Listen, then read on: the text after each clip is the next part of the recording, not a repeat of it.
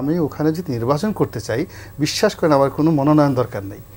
আমি ওখানে দাঁড়ালে যে কোনোভাবে যদি এটা সুষ্ঠু নির্বাচন হয়, আমি ওখানে গোলাম মোল্লা রনি হিসেবে পাশ করে আসতে পারবো। আমাকে বিএনপি মনোনয়ন দিল। এখন সায়ন্ত যেটা বলেছেন এক অংশে ঠিক, আবার অন্য অংশে ঠিক, কিন্তু আমাকে কিন্তু আমার এই যে পাবলিক পারসেপশন বা আমি টকশোতে কথা বলি, পত্রপত্রিকায় লিখি, আমি ওটার কারণে বিএনপি মনোনয়ন দেয়নি। বিএনপি যে কারণে মনোনয়ন দিয়েছে, ফার্স্ট থিং হলো যে এখানে মারাত্মক একটা ডিপ্লোম্যাসি করেছে যে আওয়ামী লীগের মধ্যে যে 40-45 জন প্রসপেক্টিভ এমপি ছিল, I was top of them. তো সেখানে আওয়ামী লীগের মতো একটা ক্ষমতাসীন দল থেকে যদি গোলাম মোল্লা রনিকে আনা যায়, আওয়ামী লীগকে যে চপেট আঘাত দেওয়া যায়, অপমান করা যায় আওয়ামী লীগের মতো একটা দলকে, ওটা ওই মুহূর্তে বিএনপির দরকার ছিল। এটা হচ্ছে মানে big politics, nothing more. Sheikh হাসিনাকে অপমান করতে হবে। শেখ হাসিনা যাকে ধরে এনে এমপি বানিয়ে একদম ওই পর্যায়ে নিয়ে আসে, তাকে ওখান থেকে তুলে এনে শেখ হাসিনাকে বোঝানো যে দেখো কত ধানে কত চাল, সেটা বিএনপি করেছে। সেকেন্ড থিং হলো আমি বরিশাল বিভাগের হাইয়েস্ট ভোট পাওয়া এমপি, আমার এলাকাতে ভোটার আছে, জনগণ আছে, এবং আমি ওখানে যদি নির্বাচন করতে চাই, বিশ্বাস করেন আমার কোনো মনোনয়ন দরকার নেই। আমি ওখানে দাঁড়ালে যে কোনোভাবে যদি এটা সুষ্ঠু নির্বাচন হয়, আমি ওখানে গোলাম মোল্লা রনি হিসেবে পাশ করে আসতে পারবো।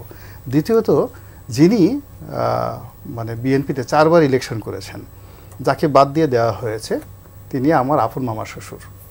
তো কাজেই এই পরিবারের মধ্যেই কিন্তু এই নির্বাচনটা ছিল। আবার শেখ হাসিনাও কিন্তু এখানে দেখেন, ওখানে যে ওটাকে বলা হয় দ্বিতীয় গোপালগঞ্জ, ওখানে আওয়ামী লীগ ছাড়া অন্য কোনো জিনিস নাই। ওখানে বিএনপি অন অ্যাভারেজ মানে 60,000 ভোট পায়।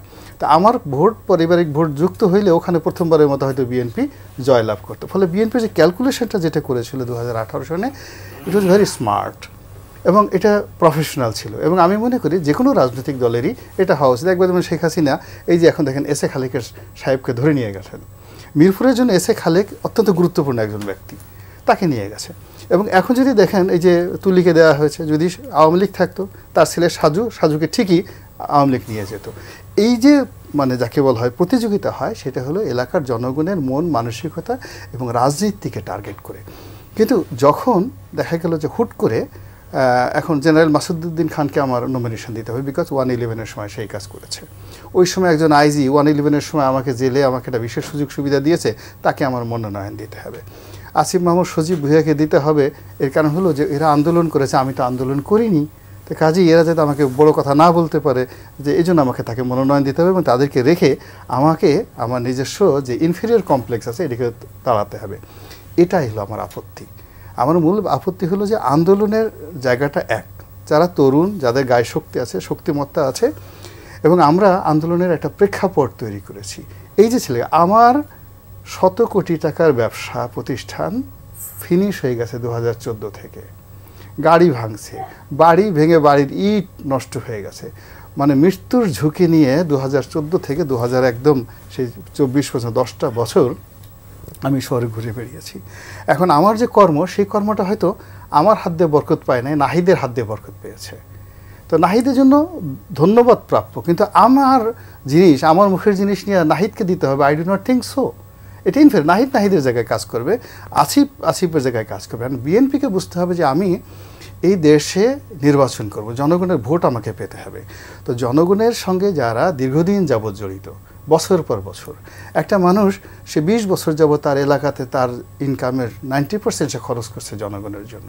এখন হঠাৎ করে আপনার মনে হলো যে না, আমার এখানে আমার তাসমিন যারাকে দিতে হবে, এটাকে দিতে হবে। আরে বাবা, ওরা যদি হতে চায় ওরা ওদের মতো হয়ে আসুক, সেটার কি সুযোগ রয়েছে কিনা? তাহলে সেক্ষেত্রে সবাইকে নিয়ে আপনি সরকারটা না, সরকারকে নিয়ে আমার দরকারটা কি? সবাইকে নিয়ে তো সরকার কখনো হয় না। আমার বক্তব্যটা হলো এই যে আমরা যে একটা ক্যারেক্টারিস্টিক্স তৈরি করতে পারছি না, বিএনপি বা আওয়ামী লীগ, এই যে দুটো দল, আপনি মানে সেই তুলনায় ধরেন জামাত, আমরা এত সমালোচনা করি, জামাত কিন্তু একটা ক্যারেক্টারিস্টিক্স, এই যে বিপ্লবী ওয়ার্কার পার্টি বলেন, বাসদ বলেন, মানে বাম ধারার দল বলেন, তারা কিন্তু একটা চরিত্র গঠন করে ফেলছে।